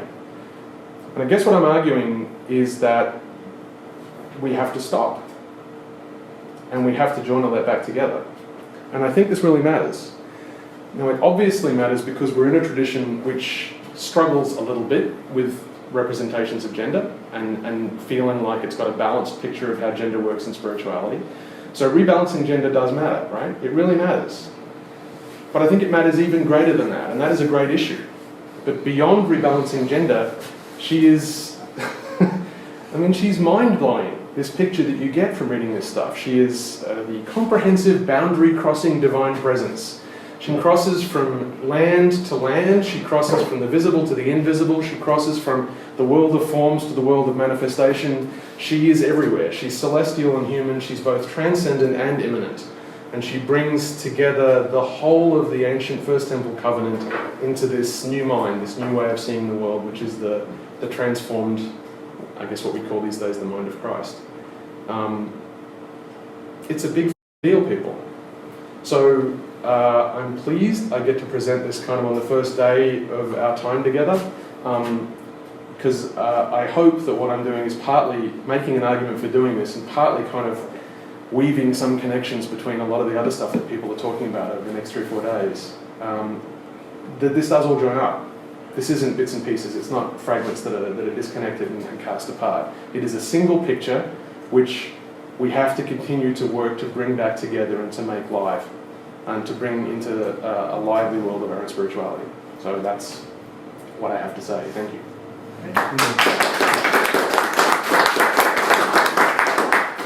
Three questions. Okay, 3 questions. Oh, I just wanted to note something briefly for folks who haven't watched or listened to Tim's previous talks where he gets into the Christian liturgy bit, is that the one thing that's interesting about Christian liturgy continuing on some of these temple ideas, the idea of it continuing on temple ideas, is that it doesn't so much demand a change in ritual as it demands a change in intention. Yeah. How you think about those things. So, and that's something that, in other words, that's an intention that you can bear in mind in your devotions with the stuff you already have, right? You don't have to sit down and rewrite stuff. When you encounter these symbols in the ritual and the text that you have, now you can contextualize it with it. Yeah, absolutely. I guess, as it were. Thank you. Jonathan. I guess 2 questions that are really kind of clarifications, but she matters. She's what makes humans into gods, right? Yeah. Yeah. So that's why. Gods or angels? Well, Yes. well, what's the difference? Angels are Potato. yeah, potato, right? They're the host of heavens. They're the son of the divine. So, or if we want to say split the difference, humans into divine beings. Sure.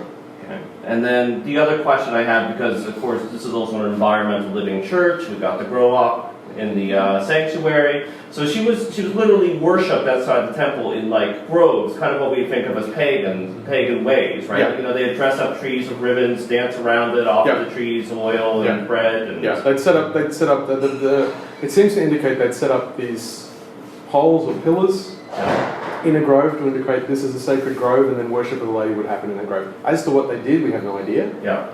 But yeah, there's strong textual evidence that is the case. Yeah, I told you hippie Jesus is okay. Yeah. No, but I think that what you were just saying is a little different though, because you can shift your intention, but I think Having the language is important too. not just the Yeah. language, but some kind of like physical symbol. I mean, they had physical symbology in their home, so it feels like there's some way to incorporate that physical symbology into our life, like make it tactile, like birth is super tactile. Experiences don't get much more tactile. No, and it's a very visceral experience, and I feel like feminine spirituality has a visceralness to it, and more masculine spirituality has more like, this is super. Just go there. But like it has like this ethereal thing as opposed to like in the flesh, and I feel like feminine spirituality needs to be in the flesh somewhere. Yeah. Almost like immanent and transcendent. Yeah, and like what you were talking about with nursing, like you are literally giving your life force to another human being, and that happens in a spiritual life as well. Like, That's awesome. Joseph. Looking a little Papa Joseph at the moment, can I just say? Thank you. Smurfberries. But I wish Christina was here from our parish, because Also.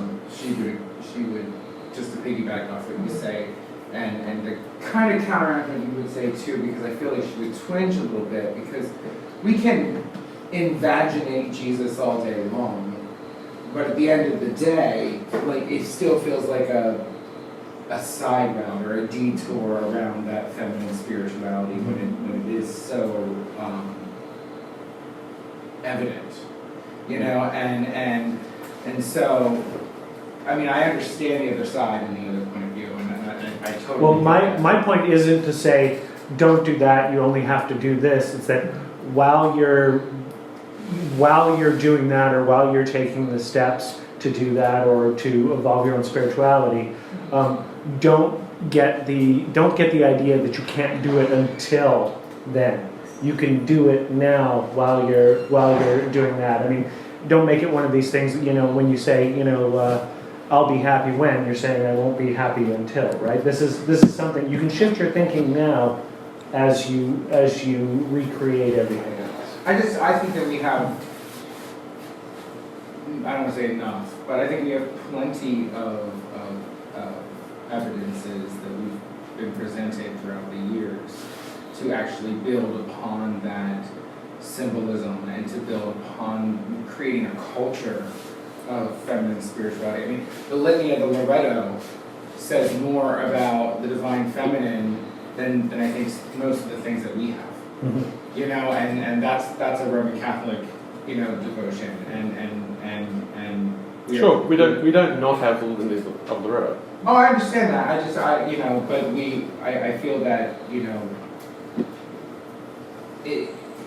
we have a lot of evidences and a lot of symbolism that we could really do something with that to really empower the feminine participants that we have today, and to have that physical experience. I mean, you know, I wanted to do a talk before that was called The Divine Feminine. Another man mansplains the Divine Feminine. You know, like, so. In a week of mansplaining of the Divine Feminine. Yeah. So, and I hear a lot there too. But listening to this and listening to your previous talks and whatnot, I think that we do have a rich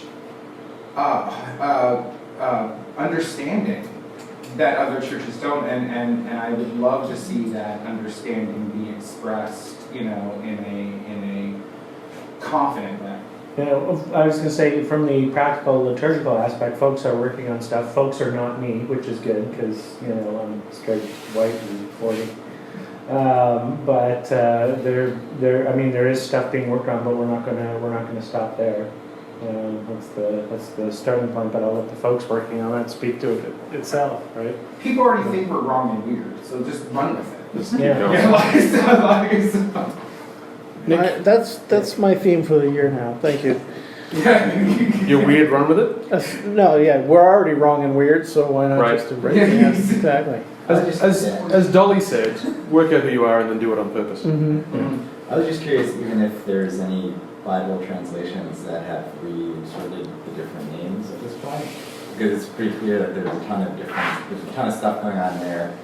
Being able to like see it would be helpful. Yeah. And even that would like be a way. Well, of Barker translates the Bible, like Barker does her own translations, right? Of verses, Yeah, but not the okay. whole book. Yeah.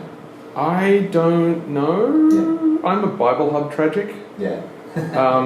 So I love going to the, as you were saying, the digital tools we get these days, it spoils you, right? Like you don't, there's all that using a concordance stuff that you used to have to do where you go to Bible Hub, you find something in the Old Testament and you click Hebrew and it gives you a parallel translation and then every Hebrew word has a link to Strong's that unpacks the dictionary definition of the thing. So No, it would just be interesting. Like there's all these Bibles that kind of gimmicky, like the Green Bible, and all these Bibles, but you don't have anything that really kind of like the stuff is already there in the tradition and these readings, but it's still obscure. So What are you doing? You're not busy, right? Right. Yeah. So we should probably wrap up, I think, because I want to give Nick enough time. Before I go, I said before, don't read most of Margaret Barker's books because they're too complicated. The two I would recommend are these two. So Temple Theology is an introduction to the basic kind of temple hypothesis and that way of seeing the world. And then Temple Mysticism is explicitly about the mystical theology that's implied by the world of the first temple. So they're thin little books. I've got one in my bag I can show you. But 700-800 pages. Yeah, short little things. I'm sorry. I just shouldn't agree with that, should I? That's me. Thank you, everybody. Thank you.